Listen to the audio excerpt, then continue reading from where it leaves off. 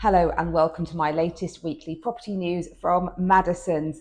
Well, Rightmove out with their latest house price index forecast and look back at what is happening in the current market, and it just reveals everything that we are seeing. So there's a general positivity.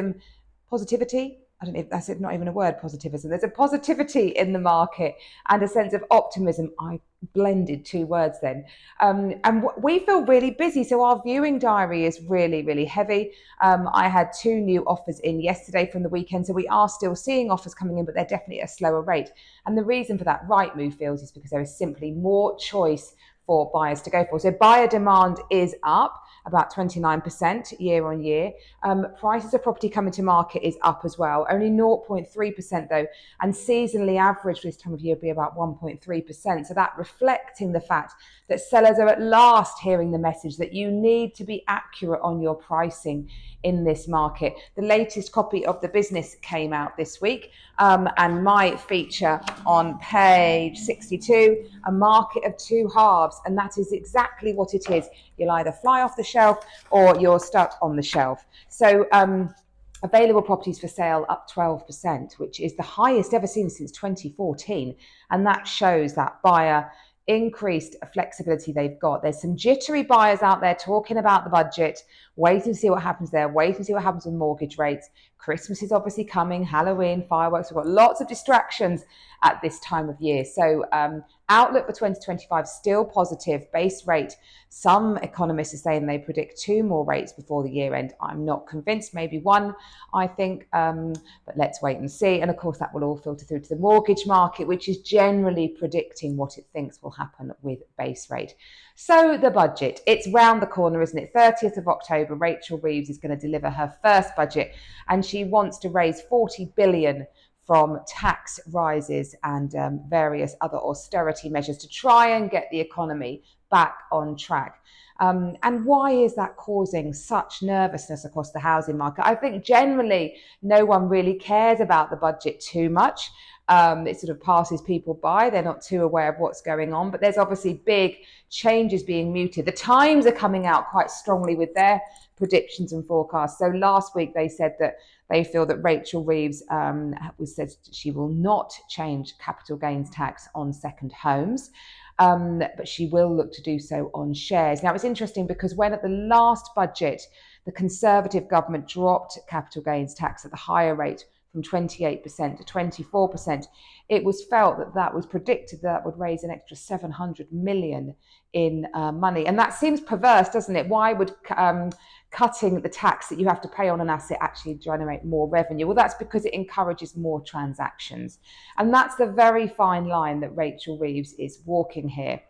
She doesn't want to introduce measures that will be damaging overall to the fiscal pockets because of the less money that they're attracting. The non-dom market is a really good example of that. So in the manifesto in the lead up to the election, Labour were very keen to stress how they are going to really tackle non-domicile taxation. It's really complicated. Non-domicile means that although you reside in the UK, you class it as one of your places of residency. It's not where you consider your birth country to be. That remains your home country.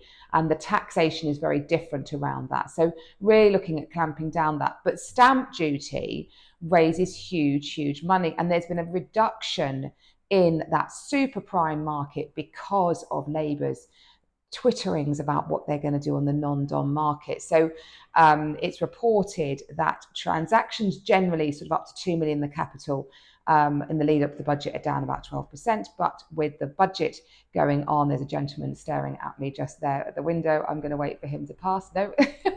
Sorry, that was really distracting. Literally stood there, stared at me.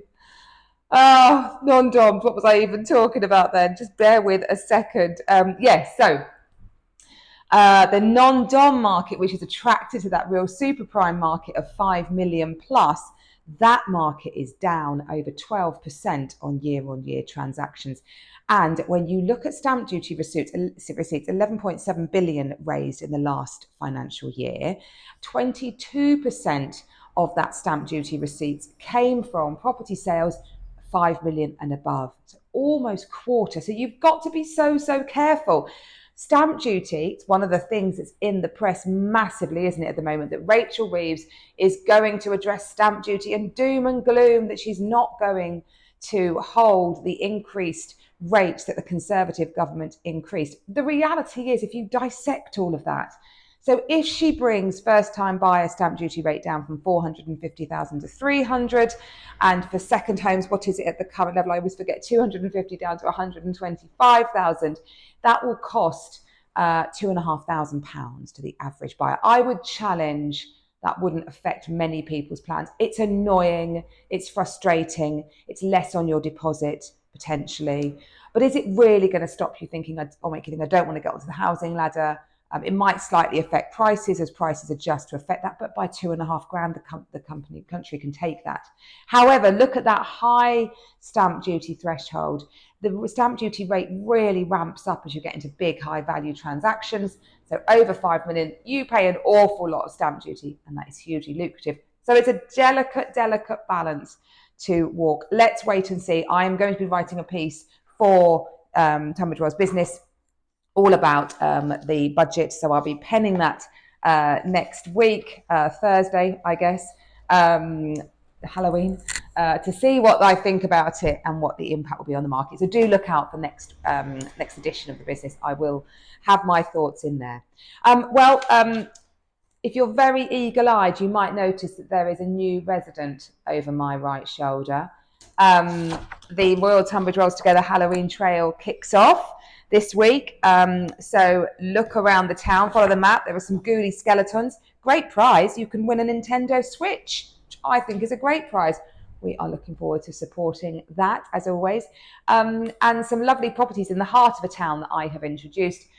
Really, really great location in Cadogan Gardens. You might have never realised it was there, actually. It's tucked down Calverley Road, sort of behind the Guinea Butt pub is the driveway to the side.